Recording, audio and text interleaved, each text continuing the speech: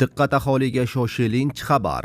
O'zgidromet 28-yanvardan 30-yanvar sanasigacha kutilayotgan ob-havo prognozini e'lon qildi.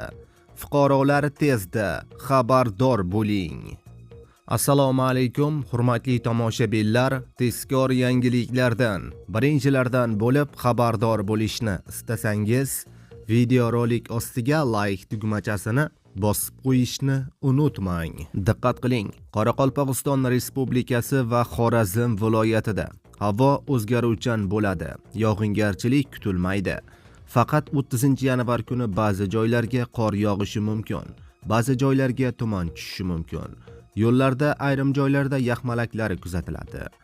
Harorat 28-yanvar kuni kechasi 8-13 daraja sovuq, kunduzi 3-8 daraja sovuq bo'ladi. 29-yanvar kuni kechasi 8-13 daraja sovuq, kunduzi 0-5 daraja sovuq bo'ladi. Buxoro va Navoiy viloyatida havo o'zgaruvchan bo'ladi. 28-yanvar kuni ba'zi joylarga yog'ingarchilik, yomg'ir, qor, ayrim joylarda esa 29-yanvar kuni kutiladi. 30-31-yanvar kuni ba'zi joylarga biroz qor yog'ishi mumkin.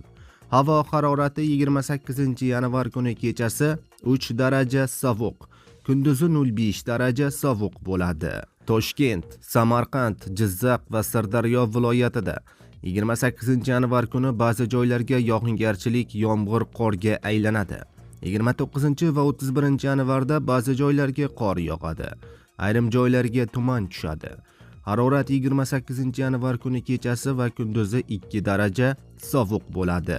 29-yanvarda esa 3-8 daraja iliq bo'ladi. Qashqadaryo va Surxondaryo viloyatida havo o'zgaruvchan bo'ladi. 28-yanvar kuni ba'zi joylarga yog'ingarchilik, yomg'ir, qorga aylanadi. 29-yanvarda yog'ingarchilik kutilmaydi. Yana 30 va 31-yanvar kunlari ayrim joylarga yomg'ir, qor bo'lishi kutilmoqda. Harorat 28-yanvar kuni kechasi 2 daraja sovuq, kunduzi 3-8 daraja iliq bo'ladi. Andijon, Namangan va Farg'ona viloyatida 28-yanvar kuni ba'zi joylarga yog'ingarchilik, yomg'ir, qorga aylanadi.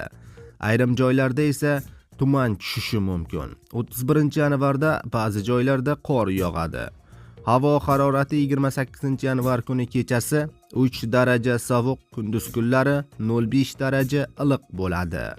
Respublikaning tog'oldi va tog'li hududlarida havo o'zgaruvchan bo'ladi. Yog'ingarchilik vaqti bilan qor yog'adi. Ba'zi joylarga tuman tushadi. Yo'llarda yaxmalaklar kuzatiladi. G'arbiy shamol yo'nalishini o'zgartirib 7-12 metr/sekund tezlikda esadi. Harorat 28-yanvar kuni kechasi 2-7 daraja sovuq, kunduzi 2 daraja sovuq bo'ladi. 29-yanvar kuni kechasi 5-10 daraja sovuq, kunduzi 2-7 daraja sovuq bo'ladi. 30 va 31-yanvar kuni kechasi 5-10 daraja sovuq, kunduzi 2 daraja sovuq bo'ladi, deyiladi xabarda. Aziz do'stlar, xabarlarimiz keng tarqalib, barcha fuqarolarga yetib borishligi uchun like tugmachasini bosib qo'yishni unutmang.